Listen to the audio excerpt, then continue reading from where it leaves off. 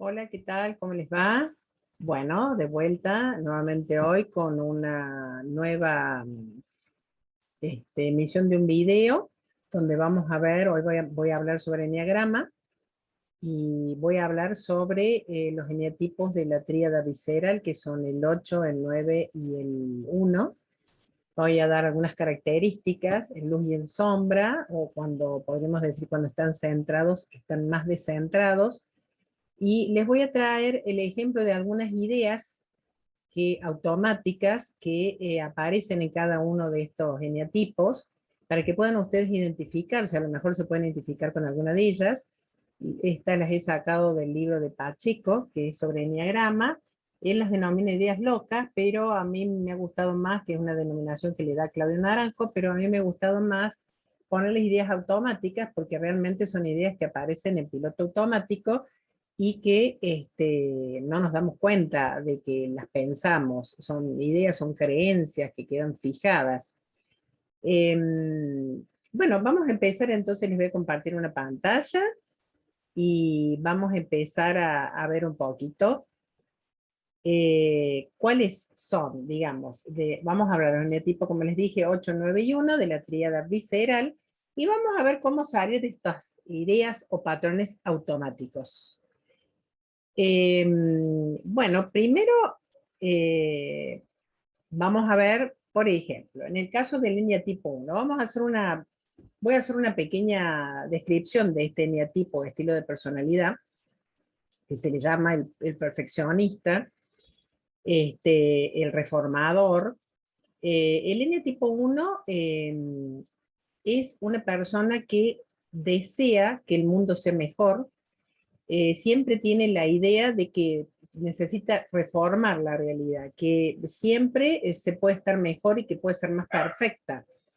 Tiene esa misión moral de hacerla. Por ejemplo, tiene altos valores como la integridad, la honestidad, etc. Y lo que sucede es que a veces puede, digamos, ver las cosas entre correcto e incorrecto, bueno y malo, lo que está bien y lo que está mal, o se le cuesta un poco ver los grises. Por supuesto que esta descripción es una descripción fundamentalmente didáctica, porque yo he hablado ya en otras veces respecto del enneagrama, que el enneagrama tiene una serie de flechas internas que se comunican con otros eneatipos, que son los caminos de crecimiento, las alas, etc. O sea que nuestro eneatipo puede variar considerablemente de acuerdo si tenemos más de un ala que del otro, o si estamos más centrados o más descentrados, etc. Bueno, ahora vamos a ver, por ejemplo, estas ideas automáticas, o ideas locas, como le llama Claudio Naranjo, para ver si se pueden identificar, que corresponden al eneatipo 1. Es necesario sacrificarse para hacer las cosas bien. Como les digo, el 1 siente como una misión, es realmente algo muy fuerte esto de reformar la realidad, tiene que ser mejor. Entonces, permanentemente está encontrando, cuando está en sombra, los errores, los defectos, por eso les cuesta mucho en las relaciones intrapersonales, porque generalmente tiene un juez interno muy importante y un juez hacia el otro, de cómo está haciendo las cosas, porque aparte es un eneatipo que les gusta mucho seguir procesos, seguir pasos, ser ordenado, aunque no sea muy ordenado en sus cosas en sí, qué sé yo, en su placar o en su escritorio, pero sí le gusta pautarse para hacer determinadas tareas. Y también es detallista. Entonces, por eso siente esto que se sacrifica él para que las cosas estén bien. Lo que yo pienso es verdad, yo tengo razón, los demás se equivocan. Esto suele producir una especie de rigidización en la persona. Es decir, si el uno no se da cuenta que lo que él está viendo como verdad es una idea distorsionada, es algo automático, es algo que no se ha autocuestionado, está en problemas porque se pone rígido e inflexible y cree que su verdad es la única verdad. Acá tenemos otra de las ideas automáticas. Solo si soy perfecto soy digno de ser querido. Porque es muy posible que este eneatipo haya tenido en su infancia algunos de sus progenitores o quienes cumplían esta función hayan sido muy estrictos y entonces hayan tenido que comportarse casi como adultos desde muy pequeños, siempre muy prolijitos, como siendo niños buenos, y todo para ser aceptados y ser queridos. Tengo valor y puedo ser aceptado, porque ustedes saben que en el periodo de socialización, cuando uno es niño, necesitamos un continuo de amor, necesitamos pertenecer a la manada o pertenecer a los pares, y además tenemos un sentido de sida. Entonces, él piensa que si hace las cosas bien, si es bueno, si es correcto, si se concentra en los detalles, va a ser aceptado. Otra de las ideas, hay que hacer justicias. Reformar el mundo, hay que buscar la perfección. Esta justicia, por supuesto, es la justicia que él cree que es la correcta, porque él se cree dueño de la verdad y que las cosas son de esa manera. Siempre, por supuesto, estando en un nivel de conciencia un poco más alterado o más insano, porque una persona que ya ha hecho un camino de crecimiento personal, ya se tiene que dar cuenta, después vamos a ver ahora en este mismo video algunas de las ideas más sanas, se tiene que dar cuenta de que esa visión de la realidad no es la real, sino que está distorsionada justamente por este pensamiento. Yo estaré bien si hago las cosas correctas y soy perfecto, por ejemplo, ¿no? Este super yo tan fuerte del uno. Es necesario controlar las emociones, no se debe actuar de forma descontrolada y espontánea. ¿Por qué? Porque esto puede mostrarlo incorrecto, puede mostrarlo como indisciplinado. Entonces, hace el uno lo que se llama la transfiguración de la reacción, donde si siente, qué sé yo, ira sobre todo, porque eso es lo que más aparece en los tres geneatipos, esto, en la tríada, aparece la ira, pero el uno tiende a reprimirla y apretar los dientes, y entonces a lo mejor uno dice, ¿cómo estás? Bien, bien, estoy perfecto, pero uno se da cuenta de que no está bien, de que está enojado. ¿Por qué? Porque el ideal de la realidad que él quisiera tener no está, ¿verdad? Entonces, está complicado este eneatipo. Por supuesto que ningún eneatipo es mejor que otro, todo depende del nivel de conciencia en el que se encuentre. Vamos ahora a ver el otro, que viene a ser el eneatipo 9. El eneatipo 9 también se lo llama este estilo de personalidad conciliador, el mediador, porque es una persona que sabe entender los puntos de vista de los otros, se suele acomodar estos puntos de vista, y entonces cuando hay una discusión o va a haber un conflicto, trata de mediar entre las partes. Es una persona que busca paz, que busca tranquilidad y que evita mucho el conflicto porque quiere ser también aceptado, no quiere ser rechazado. Entonces, ¿cuál es la cuestión más grave de este neotipo?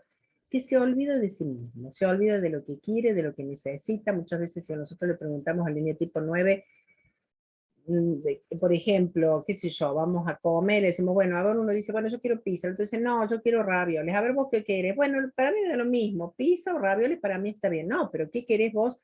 Y no sabe muchas veces lo que quiere, no solamente en temas de comida, sino en otro tipo de cosas, porque suele perderse en actividades rutinarias y tiene un terrible olvido de sí. Por eso tiene la pasión de la pereza, pero la pereza no del trabajo, porque es una persona muy trabajadora, sino la pereza del ser, ¿no? Esto de no quererse mirar a sí mismo. Entonces, fíjense algunas de las ideas automáticas que tiene. Tengo que adaptarme y hacer lo que los demás quieren para que me reconozcan y estén conmigo. ¿Por qué? Porque es posible que uno de los posibles escenarios de línea tipo 9 dentro de su infancia, cuando va en el periodo de socialización, es que cuando él quería hacer a su modo, alguno de los progenitores lo rechazaba.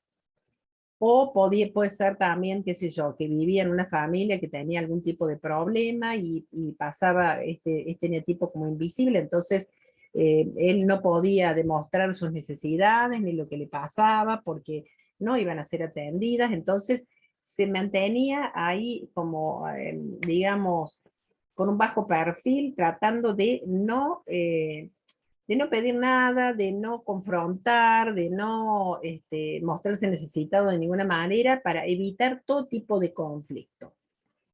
Y entonces, este patrón automático de formas de pensar, de sentir y de actuar se mantiene y se sostiene en general. Por eso es que dice, tengo que adaptarme y hacer lo que demás quieren. Necesito ocuparme y estar activo para no tener tiempo de mirar hacia adentro. Esto eh, no es tan consciente el 9 de esto, salvo un 9 que ya ha hecho un clic interno, que se ha autoobservado y que sabe a lo mejor de enneagrama, se puede dar cuenta de que se distrae permanentemente en actividades rutinarias de todo tipo, como puede ser trabajar, mirar la televisión, estar tirado en el sofá sin hacer nada, qué sé yo, leer, etcétera, justamente para no mirar hacia adentro, porque no sabe muchas veces qué es lo que quiere mirando hacia adentro. No, se lo perdió de vista. Otra, hay que agradar a los demás y estar pendiente de ellos para que te quieran. Por eso en este agradar de los demás se termina olvidando de sí y se termina olvidando de lo que quiere y lo que necesita. Y termina sobreadaptándose, porque esa es la palabra justa, sobreadaptándose, adaptándose de más a lo que los otros quieren. Y entonces cuando uno les pregunta, ¿qué querés vos? No lo saben contestar porque directamente desde muy chicos vienen entrenándose en esto de pasar desapercibidos e invisibles. Ser egoísta es malo, lo mío no tiene tanta importancia ni valor. Tienen baja autoestima porque parecen que la opinión de ellos o lo que ellos necesitan o lo que quieren no es importante respecto a lo que quieren los demás. Pero todo siempre con este fondo, evitando crear un conflicto, tratando de pasar invisible para no crear ningún tipo de roce que haga que la persona lo pueda rechazar. No tengo derecho a hacer lo que quiero porque puedo molestar a los demás. Esto está muy presente. Esto de no molestar a los demás, porque a lo mejor los demás se pueden enojar y él no va a saber cómo resolverlo, se ponen muy mal, huyen de los conflictos y muchas veces, ¿qué pasa con el 9? En esto de huir de los conflictos, tienen esta palabra que es tan conocida en él, que es la indolencia. Uno le está diciendo, mira lo que pasó, o por ejemplo, muchas veces uno le pide a un 9 que haga algo, y por no confrontar y decir que no, dice, sí, sí, ya lo voy a hacer, sí, sí, ya lo voy a hacer. A ver, qué sé yo, un hijo 9, a ver, tende la cama, acomoda tu habitación, sí, sí, ya lo voy a hacer, sí, sí, ya lo voy a hacer, hasta que la madre explote y le dice, pero Fina, hace un montón que me estás diciendo que lo vas a hacer y no lo haces. Tienen como una especie de, son como pasivos agresivos, a través de la terquedad manifiestan esto de que no quieren hacerlo. Pero en definitiva no tengo derecho de hacer lo que quiero porque puedo molestar a los demás. Por no saber decir que no, termina molestando a los demás. Y empiezan a producir un enojo que ellos lo ven afuera y no saben que el enojo lo han producido ellos, justamente por esta actuación pasivo-agresiva que tienen. Entonces, en el caso de la ira la tiene más bien oculta. Es decir, el 1, por ejemplo, se da cuenta de la ira, pero trata de reprimirla, de apretarla en el cuerpo. Por eso aprieta las mandíbulas, se lo ve con un aspecto rígido. Se lo ve como más relajado, trata digamos, de evitarla, pero a veces puede ser que le salga violentamente, ¿no? Porque la parte visceral está. Bien, vamos ahora al eneatipo 8. Veamos el eneatipo 8. El eneatipo 8 también dentro de los viscerales es el llamado el líder, porque tiene un liderazgo natural, tiene capacidad de influir en las personas para que hagan cosas. Tiene la autoridad, es decir, tiene esa presencia. Uno cuando frente a un 8 se da cuenta porque pone el cuerpo, toda su actitud. Puede ser un líder que inspira a los otros o en sombra puede ser un jefe muy autoritario. Porque el 8, si hay algo que evita es la debilidad, la vulnerabilidad, porque ha sido posiblemente en su infancia muy vulnerado en su forma de ser, muy violentado y se ha tenido que defender. Entonces, él ve digamos, el entorno lo ve como amenazante y muchas veces está en esto de la lealtad hacia él. A ver, ustedes están conmigo o están en contra mío, y cuando alguien le hace lo que él considera una traición o injusto, es una injusticia, muchas veces se quiere vengar del otro. La ira la tiene manifiesta, la saca para afuera, muchas veces en forma muy violenta, lo cual produce un problema importante con los demás, porque no mide las consecuencias y dice cosas, comete sincericidios muy, muy bravos, es muy intenso, por eso la pasión es la lujuria, muy intenso en todo lo que hace, ¿no? Porque él siempre pone el cuerpo para las cosas. Vamos a leer algunas de las frases. En este mundo hay que ser duro y fuerte, porque él considera que ser vulnerable, que es lo que corresponde a todo ser, no es ser débil, y no tener miedo de enfrentarse a nadie. O sea que él, si se tiene que enfrentar, se enfrenta a quien sea. Mejor no confiar ni creer en nadie para no sufrir engaños y deserción. Es muy sensible a este tema de las lealtades, y a veces él percibe algunas traiciones que no sé si son reales. Acuérdense que estas son ideas automáticas, ideas que actúan inconscientemente sin que la persona se dé cuenta, y lo que a lo mejor para él puede ser una traición, para otro puede no serlo. Si me tienen miedo, me respetan. Fíjense este concepto en un, digamos, en un nivel de conciencia, por supuesto, más alterado, más insano. Cuando quiero algo, lo tomo pasando por encima de quien sea. Es decir, acá demuestra que esto es una cuestión de dominio, de control, son muy controladores. Muchas veces en la familia hay maridos o padres que dicen, no, no, yo te voy a llevar, yo para que no estés sola, para que no andes sola, pero en realidad es un tema de control hacia el otro, ¿no? De control, y quiere tener el mando de la cuestión. Es necesario vivir con astucia y agresión, el mundo es una jungla, fíjense ustedes. Para el 8, la vida o el mundo es un lugar para luchar, es un lugar muy agresivo, muy hostil, donde hay que luchar, donde solo sobrevive el más fuerte. Fíjense ustedes, no hay que perdonar, el que las hace las paga. Acá está, sale francamente el tema de la venganza. Sin embargo, es una venganza que el 9 lo que tiene que se enoja y después se le pasa, pero es una venganza ahí en el acto, no es como otros eneatipos, por ejemplo el 4, que la venganza puede ser más a largo plazo, como eso de que la venganza se come en plato frío. Este no, este se vengó y ya está, ya se olvidó, se acabó y a otra cosa vamos. Bien, vamos a ver ahora cuáles son las ideas para crecer, o sea, cómo vamos a transformar estas ideas automáticas o estos patrones. El eneagrama nos invita a tomar conciencia de esto y a convertirnos en nuestro propio observador. Es decir, ¿qué quiere decir? Con un observador neutro que no juzga, que no critica, que es amoroso, que es compasivo, nos empezamos a mirar como si nosotros fuésemos al mismo tiempo el actor o el personaje que está encima del escenario, y fuésemos además el espectador. Entonces miramos, sin ponerle ningún tipo de connotación, simplemente miramos cómo actuamos, qué es lo que nos pasa, y directamente en esta observación vamos a empezar a darnos cuenta, porque el eneagrama nos dice, como les digo yo, cuáles son esas ideas automáticas. Entonces, cuando nosotros tomamos conciencia de ellas, al principio nos pueden caer mal, nos pueden hacer sentir mal, sobre todo en algunos eneatipos, por ejemplo este del 8, ¿no? Yo no soy así, no soy vengativo para nada, ¿no? Yo soy empático, pero no. El eneagrama en ese sentido es un mapa, una metodología muy, muy valiosa, porque realmente nos lleva a mostrarnos tal cual somos. Entonces, cuando nosotros tomamos conciencia de esto y empezamos a darnos cuenta de estas características, podemos pillarnos en el acto, como quien dice, cuando estamos por hacer lo que estamos por hacer, o si ya lo hicimos, nos podemos dar cuenta de que podemos tener ideas más sanas y comportamientos más sanos. Bien, vamos a ver acá cuáles son estos comportamientos. Vamos a ver cuáles son las ideas para crecer del eneatipo 1.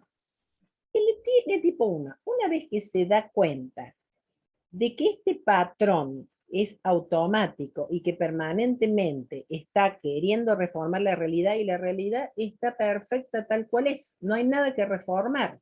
Simplemente hay que aceptar cómo son las cosas. Por supuesto, nadie nos impide querer ser mejores, ser más honestos, más íntegros, etcétera. Pero no desde el punto de vista que lo ve el eneatipo 1, que lo ve con esa misión, ese deber moral de hacerlo. Entonces, todo tiene un sentido y su lugar. Es decir, entender que en este mundo, en este universo, todo pasa por algo. Siempre hay un aprendizaje. Y todas las cosas que pasan son perfectas y tales y cuales son, aunque nosotros creamos que no, aunque haya cosas que no podamos entender. Esta es una idea muy sana para el uno. Es decir, aunque no pueda entender, el uno tiene que aceptar que las cosas son de esa manera y que él no está ni obligado ni tiene por qué estar cambiando absolutamente nada. Cada uno cambiará en la medida que pueda cambiar. Las cosas son como son, es mejor aceptarlas que tratar de corregirlas o perfeccionarlas, porque ese es el tema del uno, que permanentemente quiere corregirlas, quiere modificarlas, quiere hacerlas mejor, pero hacerlas mejor el criterio de él, porque a lo mejor ese mejor, esas cosas mejores pueden ser, el criterio de otro pueden ser muy diferentes, para adaptarlas a nuestras creencias de cómo deben ser. Porque entonces hay una lucha permanente del uno y una frustración permanente porque las cosas no son como él quisiera que sean. Yo hago lo que puedo y los demás hacen lo que pueden. Esto es muy sanador para el uno. Cada uno hace lo que puede. Es decir, esto de creer que eh, uno está obligado a hacer las cosas siempre lo mejor posible, siempre tratando de corregirlas, es una idea que tiene esta persona perfeccionista. Hay otros tipos también que pueden ser perfeccionistas porque tienen su camino de crecimiento al uno o porque han tenido padres que han sido muy exigentes, etcétera. Entonces, todas estas ideas sanas van también para esos eneatipos perfeccionistas. La idea de perfecto e imperfecto, de lo bueno o de lo malo, es un ideal basado en mis creencias. Hay que darse cuenta que estas ideas son creencias automáticas que han quedado fijadas y que me alejan de la realidad. Eso es muy importante, porque estamos viviendo una realidad que no es. Puedo ser menos exigente, dejarme en paz y dejar en paz a los demás. Pues bien, claro, dejar en paz a los demás, porque si no estamos permanentemente corrigiendo a nuestros seres queridos, a nuestros colaboradores, a nuestros amigos, etc. Y eso es muy irritante y muy cansado. Entonces el uno tiene que pasar de esto de la ira o ese enojo a la serenidad. ¿Mm? Cuando el 9 se da cuenta que las cosas hay que aceptarlas como son, se relaja y puede irse en su camino el 7 a disfrutar más de las cosas. Vamos a ver qué pasa acá con el 9, con estas ideas para crecer. Se puede ser bueno y generoso y compasivo y ayudar a los demás, pero teniendo en cuenta la propia felicidad, en lugar de olvidarse de sí mismo. Exactamente. Eh, el hecho de que yo pueda decir que no, pueda poner un límite, pueda decir esto no me gusta, esto no lo quiero, de un modo asertivo, no quiere decir de que lo vayan a rechazar, no quiere decir de que lo dejen de querer, todo lo contrario, las personas lo van a respetar y le van a dar su lugar. Puedo ser congruente y manifestar mis emociones y mis deseos, tal cual. Es normal enojarme y decir lo que no me gusta. Tal cual. Es decir, siempre que lo haga respetando al otro, respetándose a sí mismo y respetando al otro, está buenísimo. Los otros días tenía un consultante que me decía que recién ahora, después de conocer el enneagrama y de empezar a darse cuenta de cómo era su funcionamiento, de esta indolencia, de esta pereza de su ser, ha empezado a poner límites, sobre todo, por ejemplo, en una reunión de trabajo donde lo sobrepasaban por encima y no le permitían, él no se permitía decir lo que le parecía y bueno, dice que le dio muy buenos resultados, que se sentía muy satisfecho y esto le levantó muchísimo su autoestima. Es muy importante para el 9 esto. Es importante cultivar el amor por sí mismos, los demás y la naturaleza. La conexión con mi cuerpo y mis emociones es básica para el crecimiento. Es decir, el caso del 9 tiene que bajar el cuerpo, sentir qué es lo que le pasa y, y dejar de vulnerar estos valores y estas necesidades que tiene para agradar a los demás. Eso es una idea fijada que venía de antes.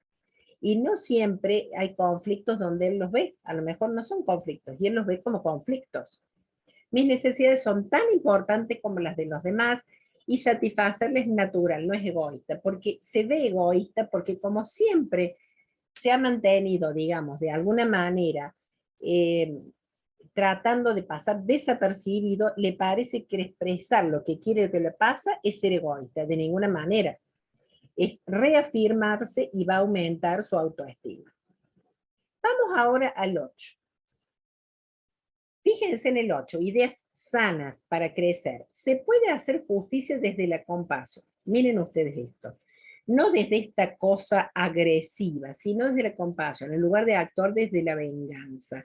Es decir, entender que el otro no ha hecho las cosas, no tomarse las cosas como personales, como dice Miguel Ruiz en una de sus, en una de sus 4 acuerdos. No te tomes nada como personal, los otros no te hacen, los otros hacen. Y el 8 muchas veces se creen que se lo hacen a él. Además, entender que la justicia, lo que él cree justo para él, a lo mejor para el otro no lo es. Entonces, ser más compasivo con las personas. Las personas pueden cometer errores, pueden pedir disculpas, uno puede perdonar al otro y no actuar, digamos, desde la venganza, sino del lugar más compasivo. La realidad se regula por sí misma. No necesito castigar a nadie ni vengarme o hacer justicia. O sea, él no es el dueño de la justicia, ni es el que tiene que impartir justicia. Eso es muy importante, esto de no tener que castigar y vengarse de nadie. También tiene que comunicarse o pedir o hacer un reclamo en forma asertiva. Decir, bueno, lo que me hiciste me hizo mucho daño, no me gustó, no lo vuelvas a hacer, por favor, porque me dañó, me hizo mal. Es importante mostrar, cuando un 8 empieza a mostrar su vulnerabilidad hacia los demás, se empieza a dar cuenta de que el mundo no es un enemigo como él creía, no es esa jungla que él creía, que se puede mostrar vulnerable y no pasa nada. Si respeto y valoro a los demás, recibiré más amor y más respeto. Exacto, porque ¿qué pasa? Cuando el 8 empieza a bajar línea y empieza a dominar y lo hace desde el control, en definitiva, no tiene amor y respeto, obtiene miedo de los otros. Los otros le temen. Entonces no es un respeto real, es temor. Es mejor confiar que vivir controlando. Es decir, claro, confiar en los otros, soltar, porque los otros no están permanentemente en contra de ellos. Los otros hacen. Puedo ser vulnerable como los demás y dejar que me cuiden y apoyen. ¿Cuál es el problema de mostrarse como ser humano vulnerable? Cuando el 9 se contacta con ese ser inocente que ha sido en la infancia y se permite ser vulnerable, se permite confiar en los demás, empieza a tener mayor respeto, empieza a conectar desde otro lugar, deja el control y empieza a, se deja fluir y deja fluir a los otros. Puedo ser congruente y manifestar mis emociones y mis deseos. Es normal enojarme y decir lo que no me gusta. Es decir, que puede enojarse, no es que no se puede enojar, pero tiene que de alguna manera darse cuenta que a veces ese enojo tan violento, esas cosas mal dichas, hieren a los demás. Esos sincericidios, esas cosas dichas así de modo tan duro y tan terrible, pueden herir a los demás. Entonces, si el 8 se va a su camino hacia el 2 y empieza a ser más empático, empieza a comprender a los demás, empieza a darse cuenta que los demás hacen lo que pueden y lo que le enseñaron o lo que creen y que no lo hacen en contra de él y que no se quieren vengar de él, entonces empieza a soltarse, empieza a relajar. Y si se puede enojar, sí, ¿por qué no? Pero desde otro lugar. Y aparte,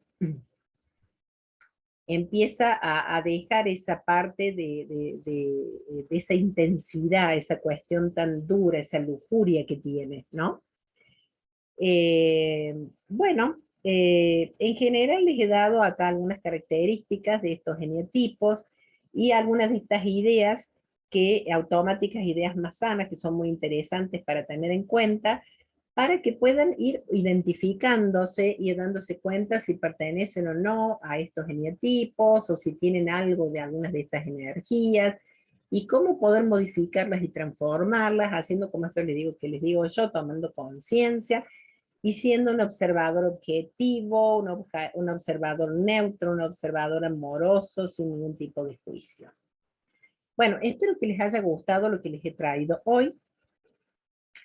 Y bueno, por supuesto, desde ya les pido que si les gusta el video me puedan poner un me gusta, porque eso hace mucho, mover mucho más, vamos a dejar de compartir pantalla, hace mover mucho más el algoritmo de YouTube, puede llegar a más personas, incluso si ustedes se suscriben o invitan a otros a suscribirse, o pueden compartirlo al video, me pueden dejar comentarios de qué les pareció. Hubo los otros días algo de enneagrama, alguna que me preguntaba de los eneatipos. Bueno, estoy empezando a dar los eneatipos con estas características. Después haré otros videos con los eneatipos más específicos de cada uno. Así que bueno, les agradezco que me hayan escuchado nuevamente y les pido por favor un me gusta y un suscribirse ahí abajo. Les pido, así podemos llegar a más personas que puedan encontrarse con estos recursos que pueden ser muy importantes. Bueno, nos vemos entonces, me despido y les mando un gran abrazo. Ya nos veremos en el próximo video, ya en el 2022. Así que desde aquí les deseo un muy feliz año nuevo. Chau, chau.